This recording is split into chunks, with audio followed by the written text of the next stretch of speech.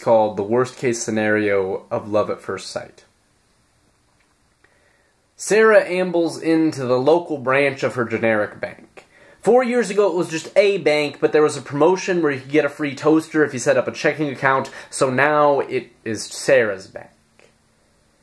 Sarah revels in her sensibility, frugality, responsible nature. She stumbles through work, home, sleep, more powered by inertia than purpose. Sometimes the cycle is broken by a vacation where she does the same things, thinks about work, thinks about home, thinks about sleep, in a slightly warmer location.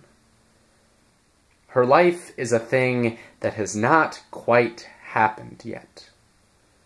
Sarah is currently in a passive-aggressive standoff with an obstinate ATM, and she is losing. The bank is a symphony of mindless chatter, electronic tones. People do nothing but do it very loudly. Whilst grappling with her foe, Sarah had a moment of clarity.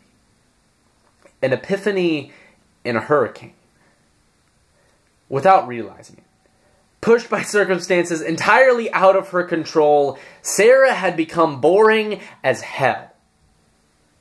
This was not how things were supposed to be. This was not how herself was supposed to be silenced. And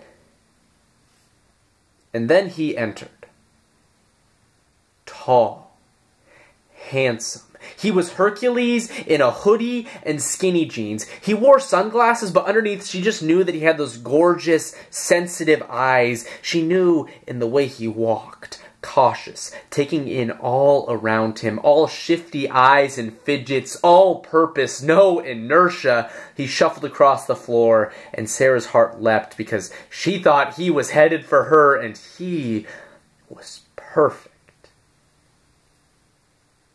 Except, there was one thing. One undeniable thing, and most of the time, this would have been a deal breaker, but just this once, Sarah thought she could make it work. Nobody's perfect, she thought. The man had a gun and appeared to be involved in an attempted robbery. Nobody's perfect, you know? Sarah couldn't stop thinking about Snow White, and while this probably wasn't the ideal start to a relationship, it was probably better than, date rape. And he didn't look like the type to rob a bank. He was too nice for that.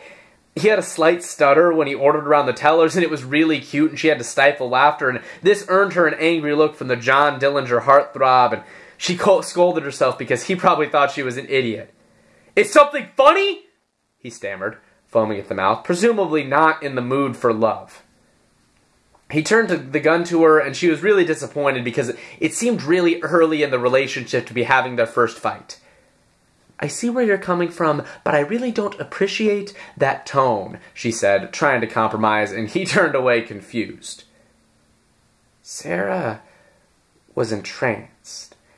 At the way his left hand twitched against his jeans, the way his voice cracked a little when he got loud, and by now she was in the throes of the passion. This man was not a robber. He was an artist, and larceny was his canvas. "What the fuck are you looking at?"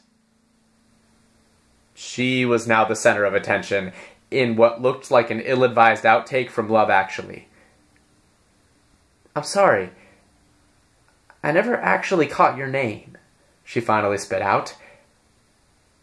However, fate is a cruel master, and police sirens started to pierce the air. Law enforcement intervened and crushed young love amidst relieved cries. Sarah watched her beloved carried away. She mentally traced the route to prison, from her house, from her work, and calculated visiting hours. Nobody's perfect.